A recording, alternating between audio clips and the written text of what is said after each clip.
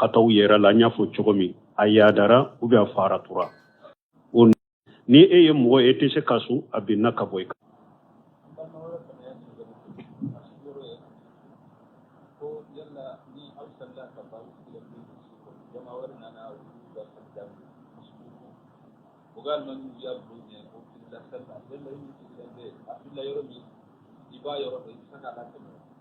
oh koni mogodo enana eni almami awni almami jama salira jama werede nana misiri kono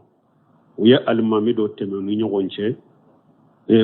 uye almami do teme munye obake kula salli o trompero filila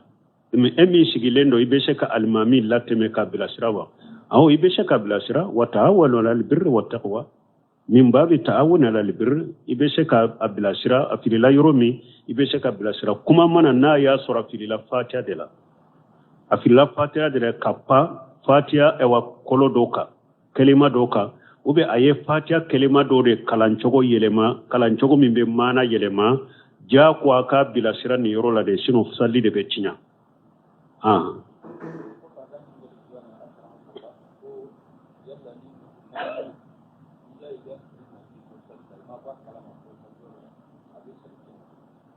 bo ko do kanyen kali mani yo minye lawaji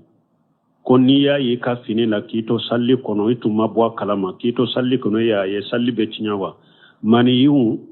pensene ya lendo ale sobilente mani yu sen ya lende do ote salli sia no yeri ka fini la ote salli chinya ode atamba ishetu ko mani yu lawaji konne ale ya ye chiden ka fini la konni mi ni ewa amaja akenema de ko alebe akaso ni ke ko bo finina koni mi ewa komi ewa mini njara mini majja ko alebe o bo finina komi njara abaka so ni ke ka grete ka bola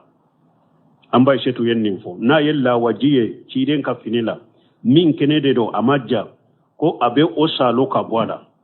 na ya soro min njara aba so ni ke ko grete ka bola donc la waji sene yalende do ni mugoni ni fini salira bala fenti ka salila fensene madedo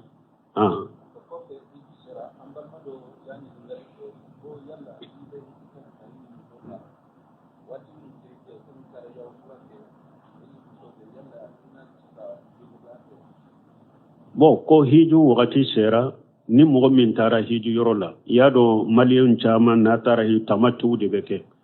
aboto madina ani alumura de bedo makka bonna yetta wafuke katama safa numar wace aba kundi uba be kun kofe waya alumura barne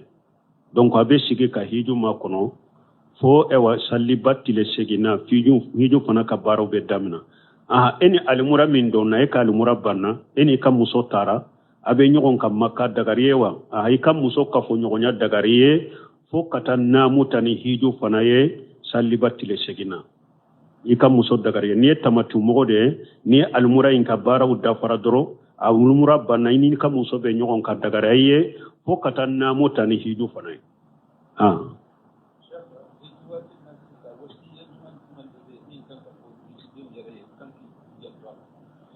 ko hiju wakati la wasiya nyuma juma be na kanka fo hiju deunye wasiya nyuma folo azansi tigi be azansi karamogo be almami ube kutuba kalana ube ukanka wasiya kan folo minke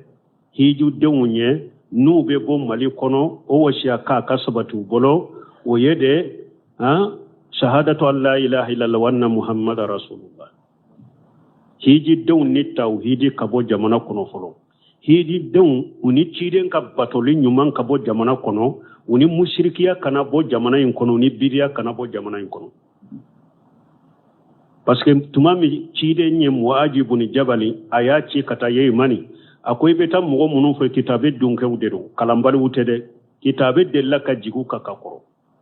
me wona tabe fali yakuna awwala ma yad'uhum ilayhi shahadatu an la ilaha illa allah wa anna muhammadar rasulullah akuna tabe fin fulo min ni kan ku wele katama o yede o ka sharia ko bato fen site min ka bato e tinya ni ala kelempe ute o ka sharia la ka swama fana ko muhammad ala ka cidenyo akon nin folo de fuye nu man ninde famu folo ni mammi bisukuna o man nimmina o man nin famu kana salli fore kana sunfo kana jakafo kana hijufo ninde fuye folo fa in hum ataw li zalika akon nu tuguri ko ninna de yennin fa musonna ma tuguri ko ninna fa alimuhum anna allah farada alayhim 5 salawat fi kulli yawmin wal layla akon nu yennin fa mu wati mi utuguri ko ninna ula duniya ko ala ya farda salli duru gulu ka suni tilo kake ani jaka kata hadisa tola wala washiya kan nyuma washiya kan folo jamana inka hiju deimbe ani tawhid ka boyare ala kelempe o kabbato foy kana far alaka nasi be bim bolo e ka jigi dale mo nasi jide ka ko ben nafasa makane ka toranyo ne ka boyka i jigi boaka de i ka bo bagan be munun bolo de i jigi boka i ka baga nunun jani ube kati fili baji la folo tafo munun bu bolo ta tafo fili baji la folo ibu ku jani shebe munun bu bolo ta ulu bila baji la folo fulu iku jani unu kana boya de awa har no yu to mali kono ya inu ewa u kanu ani ki dusukun shinshuka inu ewa ikanata maka kuto dusukun kono ikanata maka kutu dusukun kono de ikanata maka kutu bolo awa no yu to ko fe fana ni ikana keta maka kuto dusukun kono sino hiju tiye imata hijide itara jama chaya e doro katan na folo chiya mogo ni tawhidi dafale maboya eni shiriku de boraya abeka hakili de la barika be sula be seka barika di suma su be seka fe nyana bo jiya kono shegu ni ma baw o be seka hera sama kanai ma katora nyone ka boyka o be e bolo dinginye so faralembe alaka e bolo jinyo faralembe alaka e bolo iru faralembe alaka e bolo tungu faralembe alaka e bolo kana faralembe alaka e bolo bamau faralembe alaka e bolo ebe kantigeli ke fe ngore minte ala ebe ta doma fe beta soma fe ni bora mali kono kan ni hakilna utila mata hiji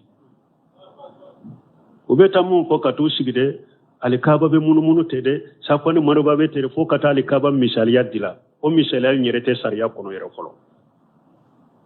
kata kabe ta o de yira hiji dewna kasuru ka fulan ka fu yadda pale mbubulu ka musirika bubula kumba bana fitini o ka bidia bubula kumba bana fitini atu kala nuna kanunun budu sukun kono folo au beta hiju chogo de fo arafa iba ketende minna iba ketende madina iba ketende de safani marwain obe munyawe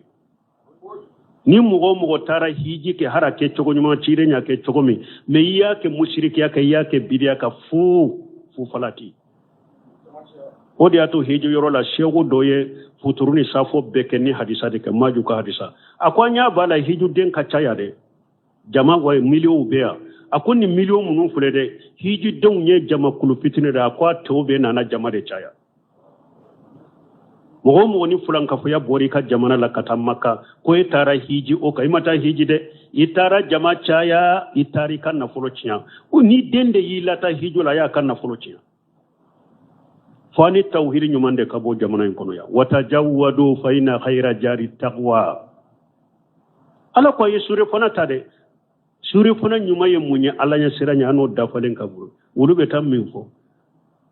aya ka wori koroshi ewa madina akana sanni beke madina ka wori kana ba ayi ala nya siranya inde fo no ka wulo o kausa jinya sire fana nyere aye tawhid fuye awa ciden batoli ko fuye ciden batoli ka fuye niya me bara nyuma sarti fula ka dafala ali ikhlasu lillah baraka kalashi alai bara be katte ala kama fuy kana fara ala ka batola ni nye sarati fulanna al mutaba'atu li rasulillah sallallahu alaihi wasallam baraka ke katugu ciden ko ani ciden ka sunna ka boyade muhammadu rasulullah sarati gorobali nani de bala ta'atuhu fima amara ciden nyawu nyamara ni minye katugu ciden kan nyamari kan da falenko ano ka bo maliyade wa istinabu ma naha anhu wa jajara fulanna ciden ye bagali ke fengo fena kamugo balala ni nye bidia nin kuma kana fo nin chogola nin ke wale kana ke nin chogola ako toyede ano okele kana bo jamana kono yade ciden ye balili ke fengo fena ciden ye mugo baga fengo fena mugo baga fengo kamugo bali ka bo fengo fena ano okele kana bo jamana kono yade ninde ni nye fulay sabana o tasdiquhu fima akhbara ciden ye kibariya fo kibariya munun temena ko dogole munun bena nu ko hadisa de sara cide nyen nin ko kana fo an ko seko kote de an kan ma ba kote de an ka tabulo ninde ino kana bo jamana en kono de da cide ka kuma wulade aye kuma fo be da odela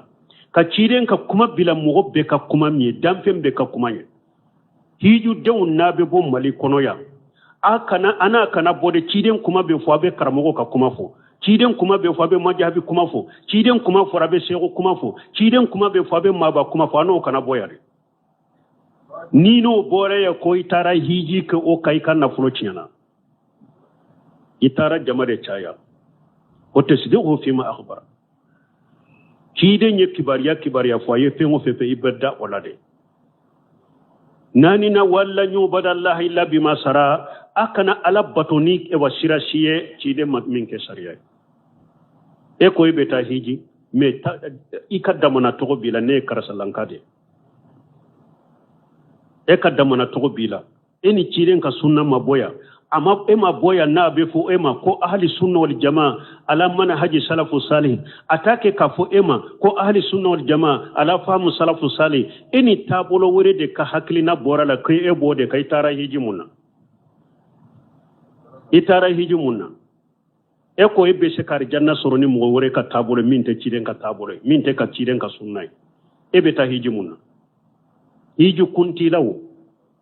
wala nebe min fo karamogo kutubawula mimbaru ka deresula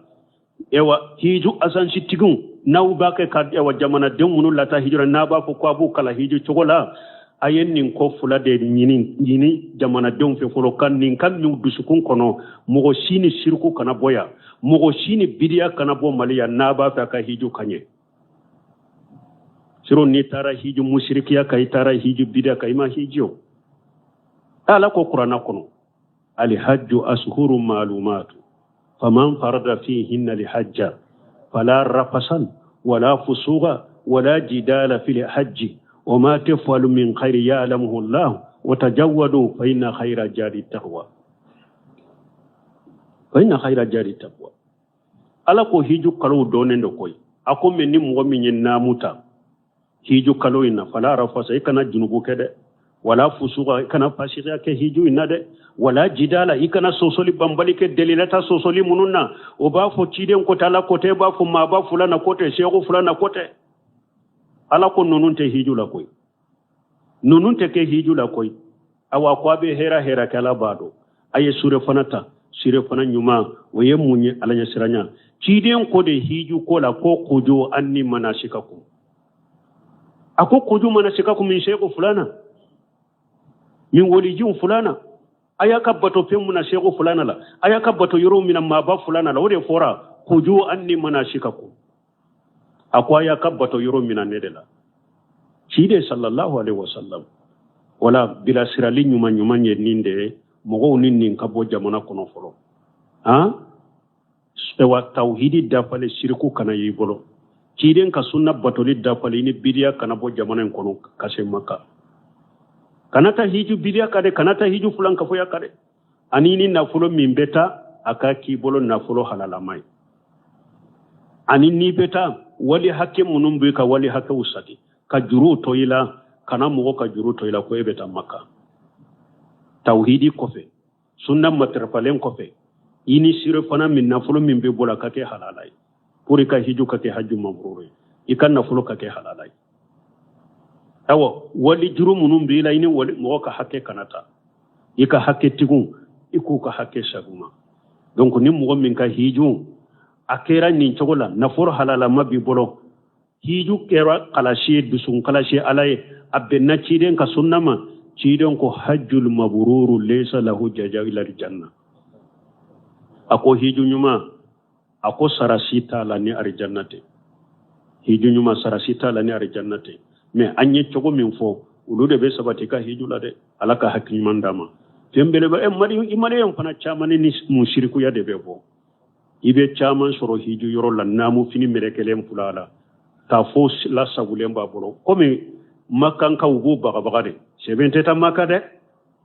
ta fo te ta makade baga te ta makade odi ya to babe monto ka do boroni kono ka bilaye mi abiddu sukun kono ina mata abiddu sukun kono hiju ti yekoy ika hiju te fo nyaye ni y'a ye u b'u to yan a yiriwula de k'u tɛ taa Maka e man ka sobi depuis nin yɔrɔ la n'u ko Makankaw tɛ sɔn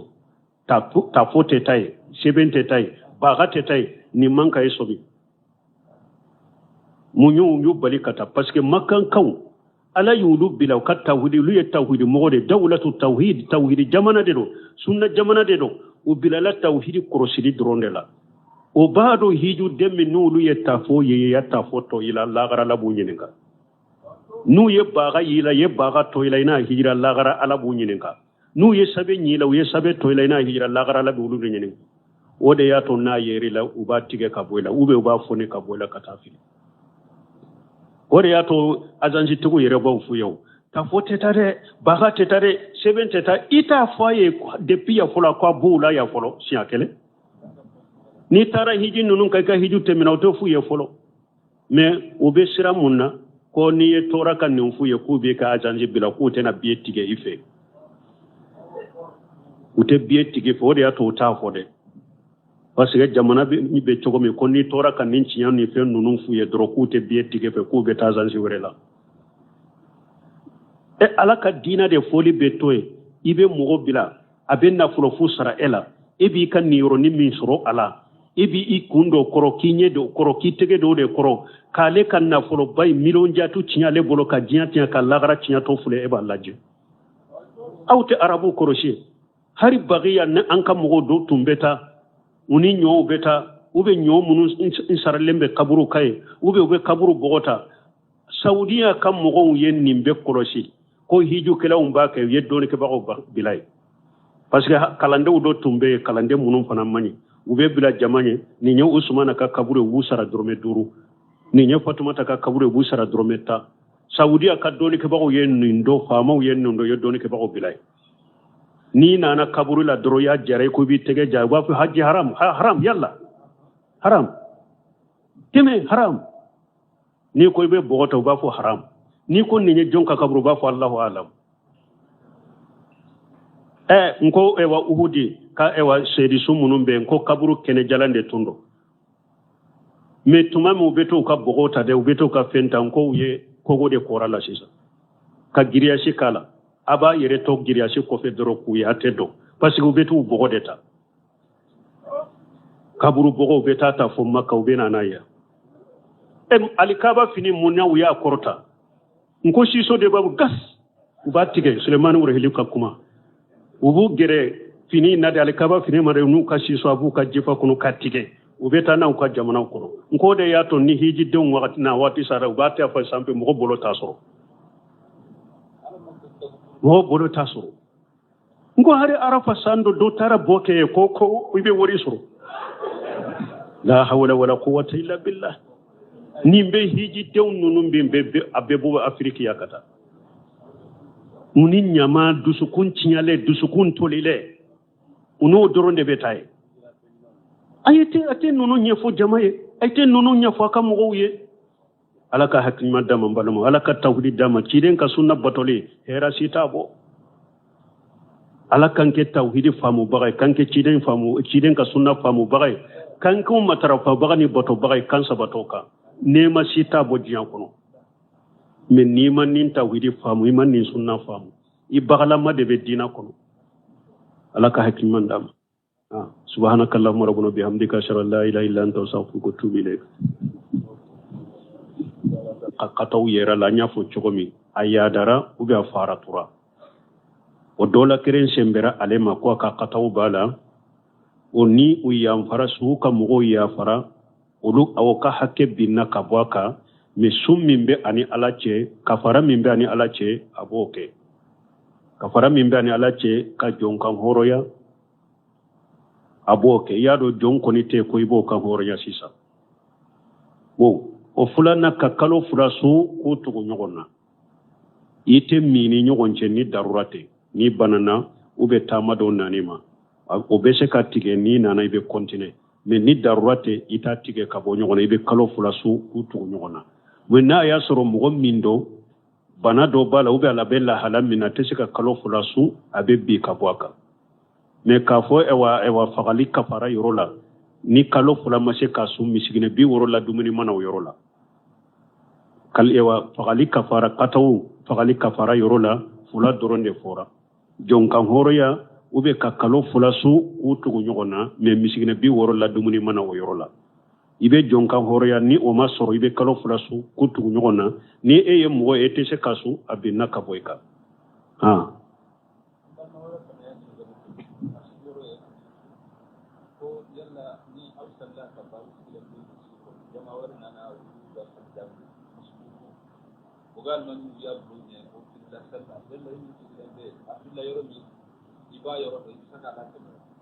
o koni mogo do nana eni alimami awni alimami jama salira jama werede nana misiri kono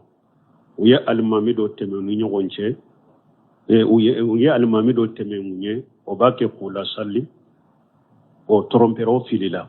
emi sigilendo ibese ka alimami lateme ka bilasirawa aw ibese ka bilasira wa ta'awanu 'alal birri wat taqwa min babi ta'awun 'alal birri ibese ka bilasira afilila yoromi ibese ka bilasira kuma mana na ya sura filila fatiha de la afilila fatiha de la kappa fatiha ewa kolo doka kelima doka ube aye fatiha kelima do de kalanchogo kalanchogo mimbe mana yelema ja kwa ka bilasira ni yorola de sino salli de betinya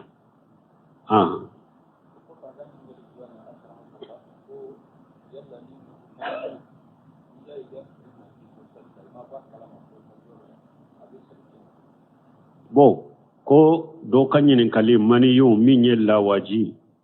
ko niya yi ka fini la kito salli kono itu mabwa kalama kito salli kono ya ye salli betinyawa mani yu fensene ya lendo ale sobilente mani yu sene ya lende do wote salli sia no yeri ka fini la wote salli tinya wode atamba ishetu ko mani yu lawaji konne ale ya ye chiden ka fini la konni mi ni ewa amaja akenema de ko alebe akaso ni ke ko bo finina koni mi ewa mini njara mini majja ko alebe o bo finina ko mi njara abaka so ni ke ka grete ka bola amba shetu yennin fo na yella wajiye ciden ka finila min kenede do amaja ko abe o salo ka bola na ya soro min njara aba so ni ke ko grete ka bola donc la waji sene yalende do ni mugoni ni fini salira bala fenti ka salila fensene made do